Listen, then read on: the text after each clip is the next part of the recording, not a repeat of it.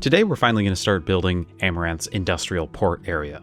The main focus, at least for now, is going to be this big peninsula, which in Duluth is called Rice's Point, and houses a lot of the industrial stuff that goes on in Duluth.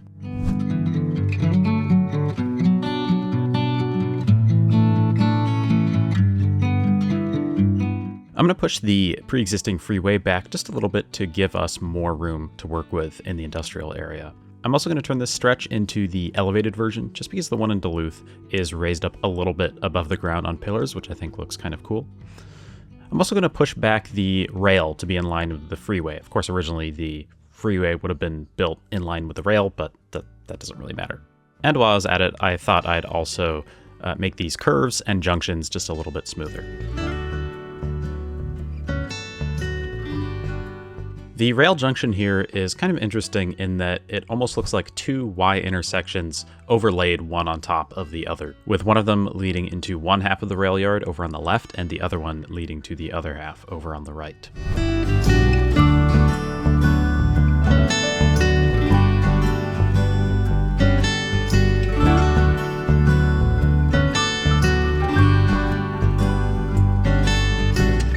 On the other side of the peninsula, there's just a single Y intersection, since the railway is going to be quite a bit simpler over here with just a single line that goes down past each of the docks and all the way down to the public terminal, which is going to be at the far end.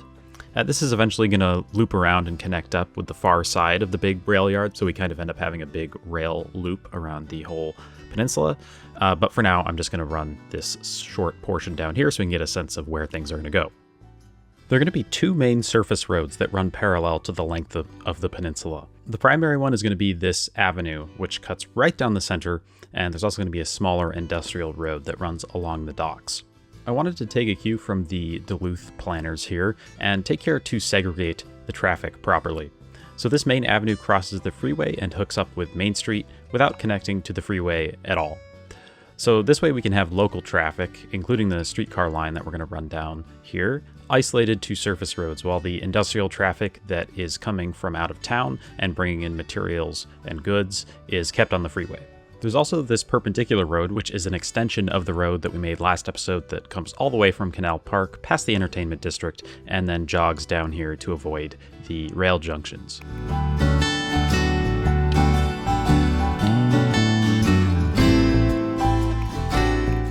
The part of the freeway that we're building today is basically just a straight stretch up on an embankment that runs the entire length of the rail yard that we're going to build.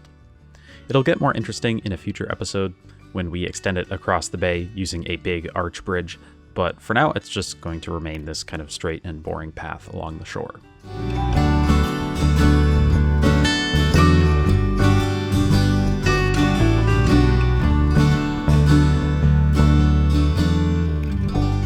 The main focus of the freeway today is the interchange that connects the port freeway to the interstate.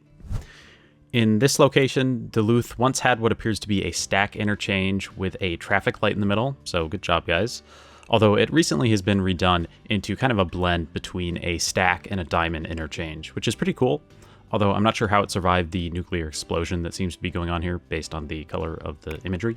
I'm going to take a slightly different approach here since I have no idea what kind of development, if anything, we're eventually going to put on the other side of the interstate.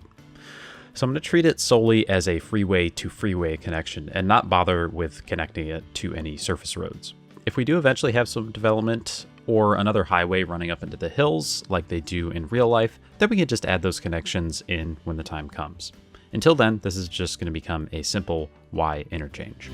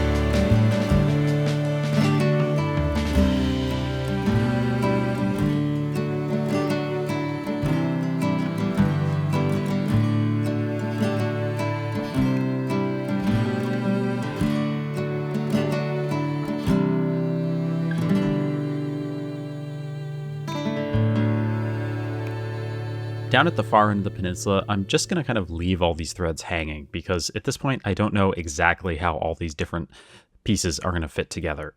And as I'm sure you know, putting difficult things off for as long as possible is usually the best solution to a problem. Anyway, none of that matters at the moment because the only thing on my mind is...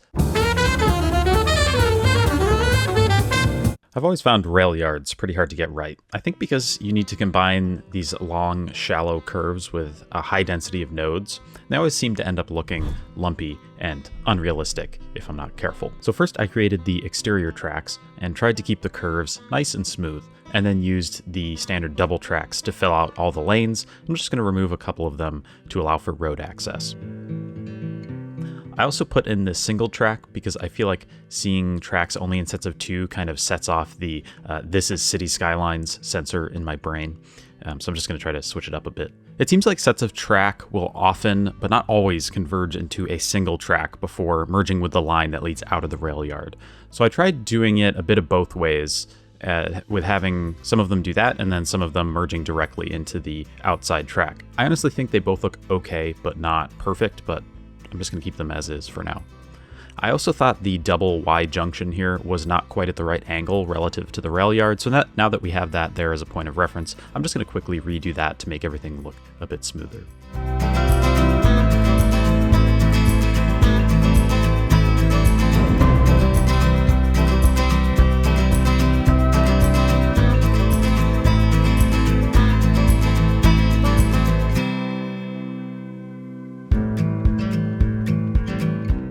I like how all of these networks end up converging on one another at the far end of the rail yard, because I think this kind of hints at the history of the area. The avenue and the rail yard would have been built around the same time, and then the freeway, of course, would have been fit in later, kind of hugging along the other edge of the rail yard. So these different eras of development are going to come out more in a couple episodes when we build out the service interchange over here and the surface road network as well. But I did want to introduce that idea because it's going to become a running theme over this run of port episodes. I did a little bit of research and looked at some rail yards to try to get a sense of what kind of cars you'll find lined up. And I came to the conclusion that hopper cars are the only ones to exist east of the Mississippi. So I wanted to feature those prominently, but also sneak in some other ones that are going to hint at the different kinds of cargo that I want to have moving through the port.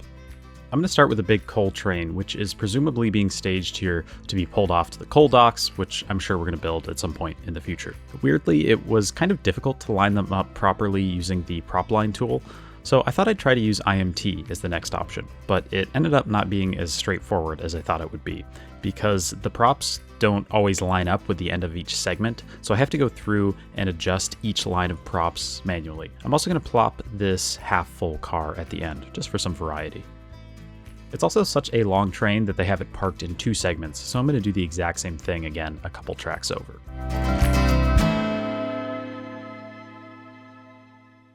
Now, for the next one, I wanted to introduce some empty container cars that are waiting to be filled up. Container shipping, for my research, seems to be pretty rare in the Great Lakes, like almost non-existent rare, especially with 40-foot containers.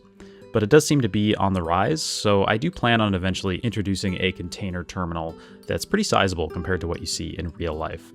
So to anticipate that, I'm just going to have some of these cars lined up, waiting to be filled. Of course, the same IMT problem arises, but it's nothing a little elbow grease can't fix. And by elbow grease, I mean giving myself a repetitive strain injury and burning the IMT UI into my retinas. Also, for whatever reason, they've left a few containers on the head and the tail of the train. I just felt like it needed a little bit of variety and color to make it look more interesting. The next train is going to consist of enclosed hopper cars, in this case carrying grain of some kind.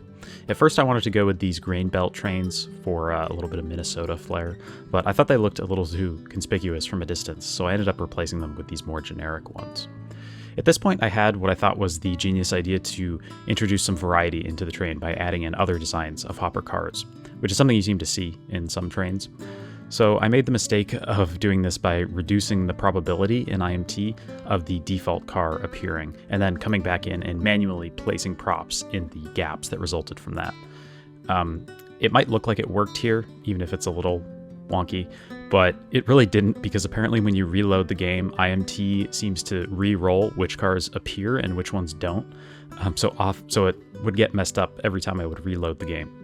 So off camera, I had to remove all of these that I put down in IMT and manually place all of them, but I'm going to spare you having to watch that. Beside those main trains, I also wanted to have a few smaller sections of different types of cars that had maybe been stored here for a little bit longer, waiting for cargo. So we have a small train of tankers here. This kind of mystery train, which has a variety of different cars that have probably been parked here for years that just haven't been used for whatever reason. And some auto racks as well, which I'm thinking are waiting to pick up cars that are shipped from our version of Detroit.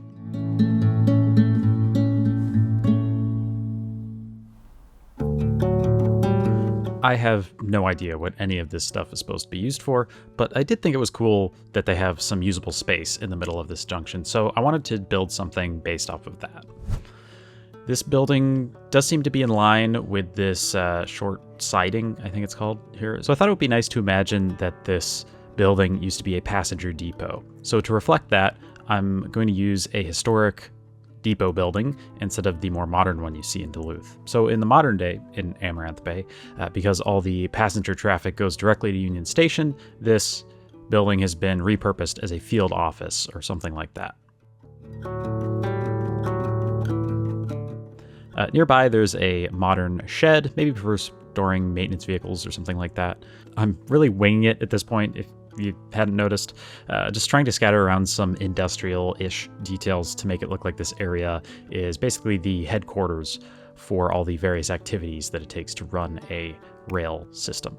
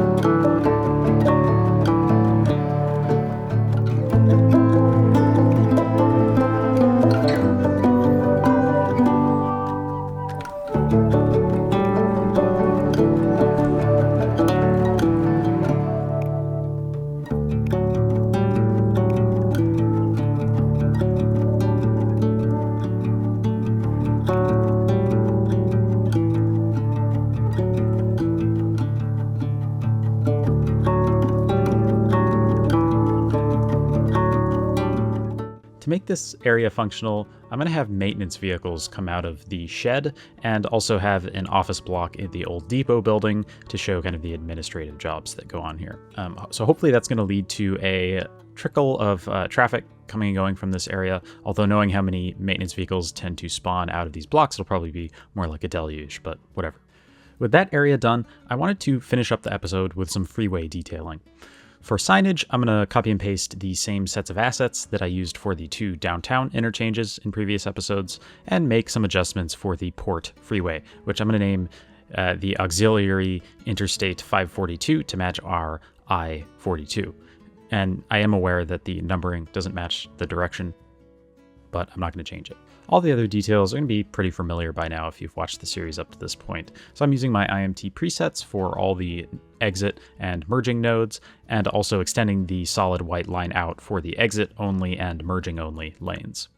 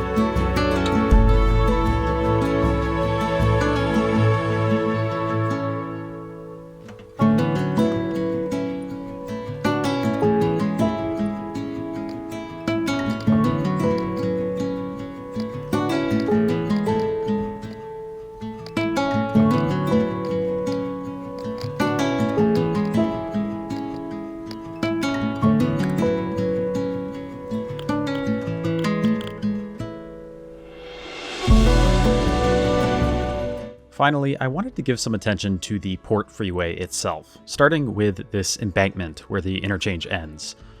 Or where it begins, I guess, depending on how you look at it. Anyway, I'm going to smooth out all this terrain and get a nice gentle slope, and then add in a concrete abutment, or whatever it's called, down below, which I feel like is a really small detail that is kind of hard to notice on its own, but it's something that if it's missing, you just subconsciously immediately know that the freeway does not look right. I had squeezed these two sides of the freeway together so much that it led to some really beautiful clipping, although unfortunately I did feel like I had to cover it up just for the sake of realism. So I'm going to use IMT to add a concrete median and barrier to the center. I'm also going to add these double streetlights to the center, which I feel like is easier to do with IMT than replacing them with BOB, in my experience at least. Then I can just apply all these rules to the entire network. God, I love IMT. One thing that I think is better done by hand than with IMT is foliage. So I'm going to add some really green, lush, reedy grass on the lakeside of the embankment, and then on the other side, some occasionally mown grass for a bit of contrast. I'm leaving these gaps in the grass so that I can come back in and add some billboards, which is sort of depressing. Don't let this happy face trick you. This is a bad thing. To double down on the contrast between the two sides of foliage, I'm going to have some extremely sparse trees and bushes on the land side.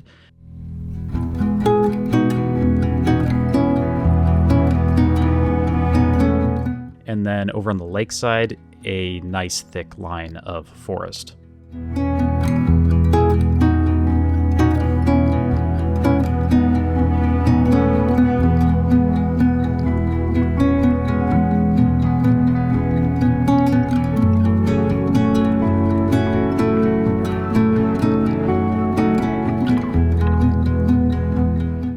To take that theme and carry it all the way down the freeway to the other end. So that's it for the basic infrastructure for the Amaranth Bay port. There's plenty more to do though, so I can't wait to see you around the corner in the next one.